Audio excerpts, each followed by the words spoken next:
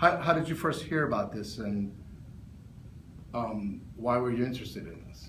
Well, it was mentioned to us by one of our ISA Spanish teachers, and I was interested in interpreting for Norton Park Elementary School parent conferences because I wanted to see how I could apply the Spanish skills that we're practicing in class out in the world to help people and to facilitate communication.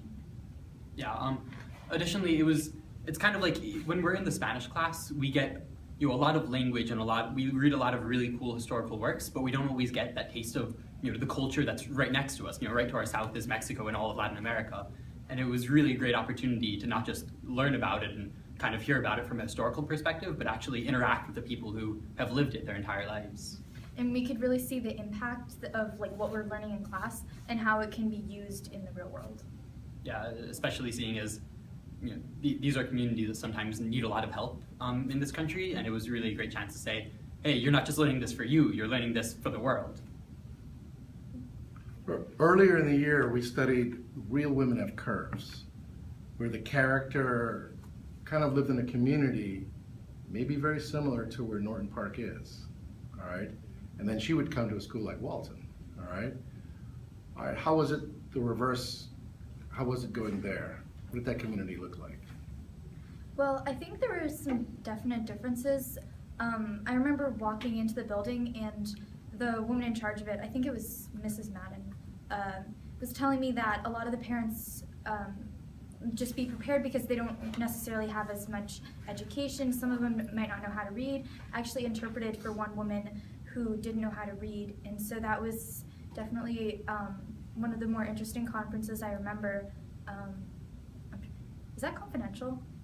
I don't remember. No.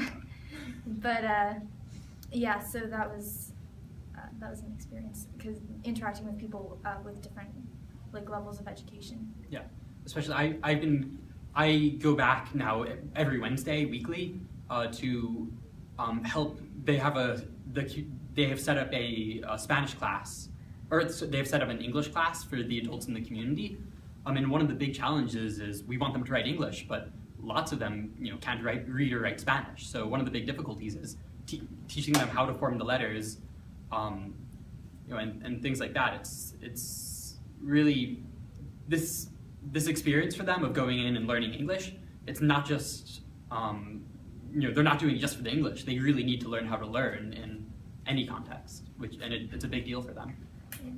And it's definitely something that was illuminated by our experience there, realizing that there's not just a language barrier, there's also somewhat like a literacy and education gap.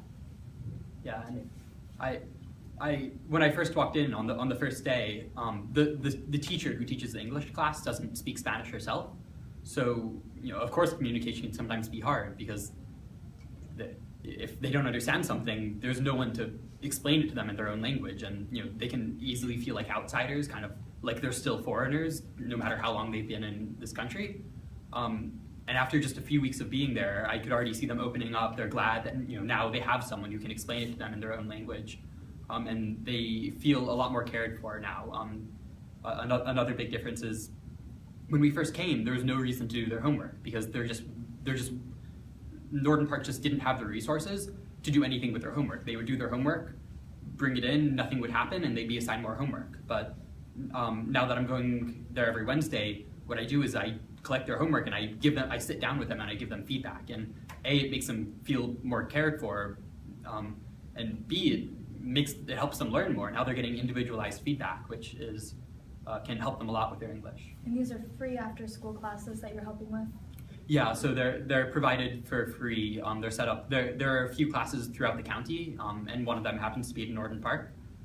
And yeah, they sign up. They give each student a Rosetta Stone account, and then there's some teachers, and the best teachers they can find. But and they're for parents?